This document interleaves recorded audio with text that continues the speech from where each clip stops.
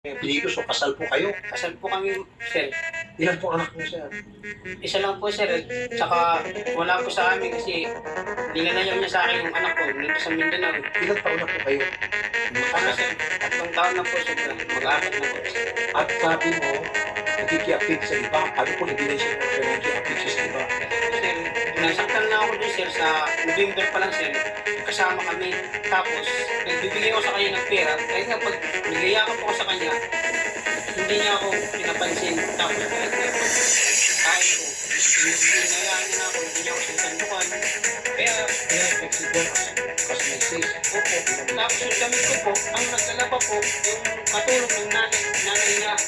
Hindi siya. Hindi po siya. Tapos, yun lang siya. Dati kayo yun. Hindi niya po yung ginawa. Minsan dati pa. Ano siya?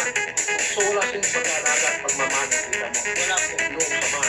Tapos po, noong December, sabi niya sa akin, meron po siya trabaho, hindi daw po na kami magkita ng 2 linggo. Ano po ba naman siya? Driver po. Ng hotel trip. Sa 345. Si Miss, ano ba? Ano siya, sir? Nag-apply siya sa logistics, sir, sa airport. Tapos, sir, ako tumutulong sa kanya sa mga pag-exam niya, doon sa mga allowance para lang siya makapasok doon. So, nung nandun na siya sa logistics, sir, sa airport, humingi pa siya ng pera sa akin. Sabi niya, purlugan ko ako kasi kailangan ko daw ng pera. Tapos, sabi ko, okay. Tapos, nandito sa akin yung ano sa pulisya ko sa Palawan.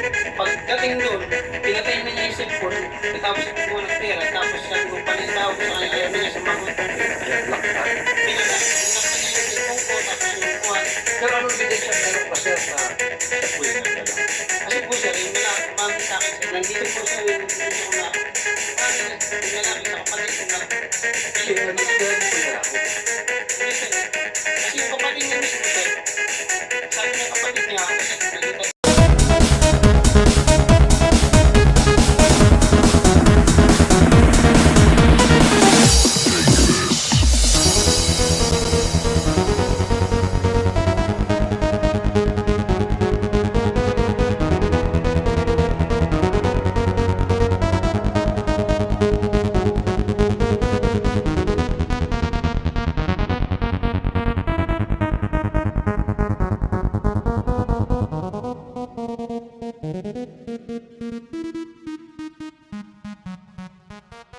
Ultimate.